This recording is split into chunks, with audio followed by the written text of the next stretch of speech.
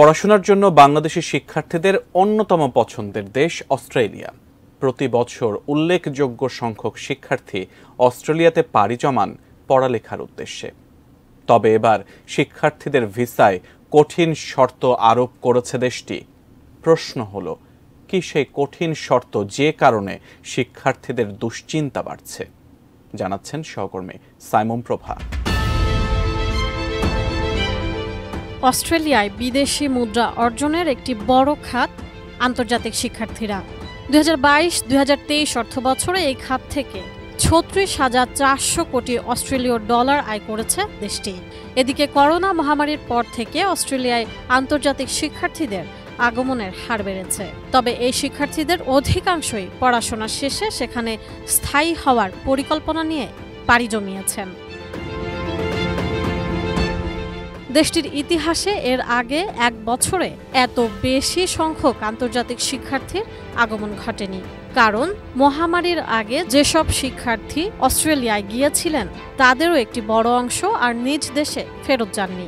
2023 সালের পুরো বছরে বিভিন্ন দেশ থেকে অস্ট্রেলিয়ায় গিয়েছেন রেকর্ড 5,48,800 জন শিক্ষার্থী।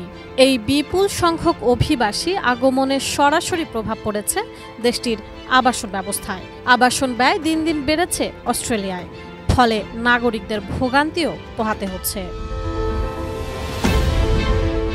এ কারণে বিদেশি শিক্ষার্থীদের আগমন নিয়ন্ত্রণে এবার ভিসার আবেদন করতে ইচ্ছুক শিক্ষার্থীদের প্রদর্শনের জন্য সঞ্চিত অর্থের পরিমাণ বৃদ্ধি করেছে অস্ট্রেলিয়ার সরকার। দেশটির স্বরাষ্ট্র মন্ত্রণালয় থেকে দেওয়া এক বিজ্ঞপ্তিতে জানানো হয়েছে এই তথ্য।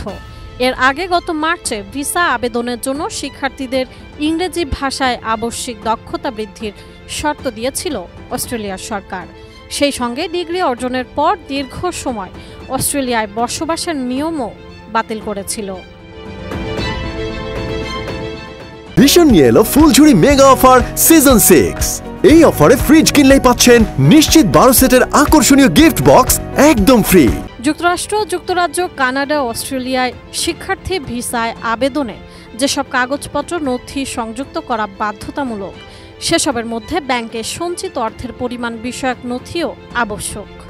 এই নথি অন্তর্ভুক্ত করা না হলে আবেদন গ্রহণ করার নিয়ম নেই।